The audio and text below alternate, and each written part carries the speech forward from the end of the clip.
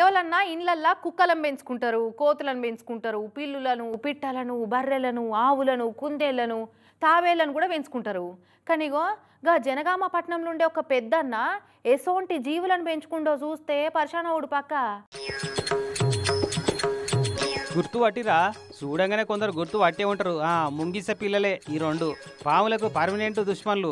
జనగాం జిల్లా కేంద్రంలో ఉండే ఈ సలీం బాషా అనే కుంపు మాస్టరు ఇంట్లో పెంచుకుంటుండే వీటిని. ఆగో సంటి పిల్లగాళ్ళకు దాపినట్టు పాలపీక బట్టి ఎట్లా దాపిస్తుండో చూడ వీటికి.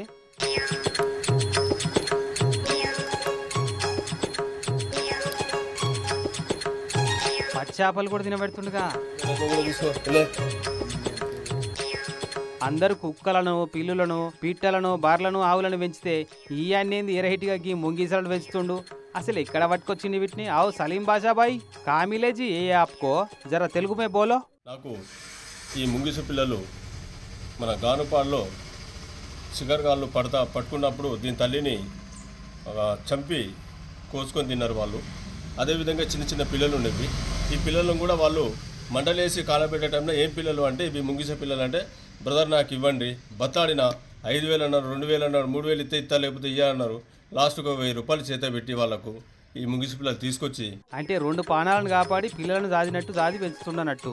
వీటికి పాలు పోసి డ్రాప్ చేసుకుంటూ చిన్న పాలు పోసుకుంటూ, అది కూడా మేకపాలు. ఈ పాలు అరుగాయని మేకపాలు తీసుకొచ్చి రోజంత తాపించి ఈ పిల్లని ఈ రకంగా చేసిన. 2 నెలల పిల్లలట. ఇక ఎటన్నా పోతే బోన్లు వేస్తాడు వీటిని. ఇంట్లోన్నంత సేపు ఇట్లా ఫ్రీగానే ఇడిచిపెడతాడు. మామూలుగా ఇండ్లలో పెరిగే ఈ ముంగిసలు మరి ఇక ఈ సలీం భాషతో పర్మనెంట్గా ఉంటాయో, పెరిగి పెద్దగా అయినాక వాటితో అవి చూసుకుంటాయో చూడాలి.